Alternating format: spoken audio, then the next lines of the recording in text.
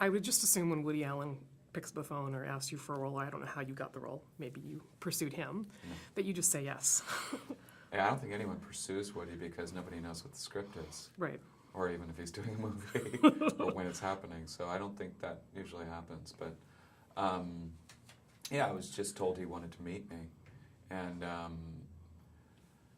yeah, it was a very strange time for me. So I was doing a project where one of the subjects of the story that I'd been working on that I knew had disappeared in the Gila Wilderness area, and I'd been part of search and rescue for him. They had just found him dead. I got on the plane to go back home. When I landed, they were like, Woody Allen wants to meet you today. My wife was also like about to give birth to a baby. And so I had like, you know, it seemed really important and interesting to me that Woody Allen was calling me, but I also had like life and death on the brain. And I had a really good perspective on it. So I figured I'll go in and meet him, and, you know, if nothing else, I'll have met Woody Allen.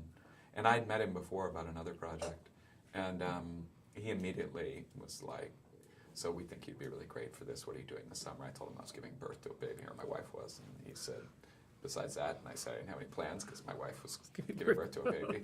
And he said he would just need me for a short amount of time. And he would send over the pages from my character.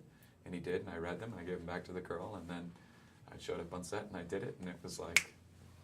Nice. Yeah. And such an appropriate time, I guess, life and death, with how Woody Allen is always looking at life and death. Yeah, yeah. Very interesting. Yeah. I mean, I think that in those meetings, people always talk about how short a Woody Allen meeting is. You know, like I think he's trying to spare the actor anxiety and pain. You know, he doesn't want to sit there and grill you and see if you're right for the part. I think he tries to figure it out immediately. And I think a lot of it has to do with how comfortable you are around Woody Allen, you know, and what the relationship's going to feel like. And we all know what that feels like the minute you shake hands with someone.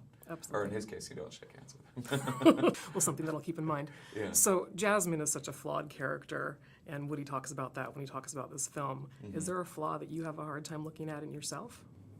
Yeah, I mean, I think the flaw that she has, that my character has, of, you know, thinking that all these sort of superficial things in our lives define us, the stuff, you know, is certainly one that I identify with.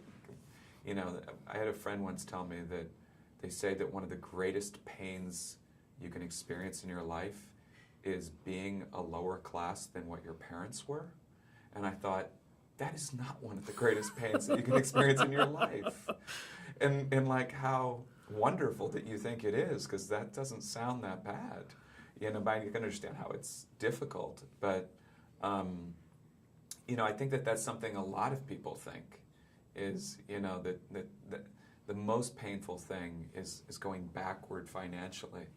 You know, and I think that she actually never really realizes more than that. And I think the audience sees my character as a kind of salvation at a certain point, but that's because they're as shallow as she is, to think that a guy who clearly doesn't have deep feelings, a guy who clearly is looking at superficial things about her, and that she's attracted to because of stuff and his sort of easy, his comfort level with his own wealth, which indicates they're almost the perfect deep match when they first meet. But like, it doesn't indicate that they should be together and live. I mean, if that had happened story-wise, that would be a very messed up story he was telling. Yes, it would. So you're the good guy in this, you were the bad guy in Lovelace. What's next? Good guy, bad guy? I think I'm going to do a film where I am the good guy. Or at least I'll be shooting people that the audience wants me to shoot. Okay. There you go.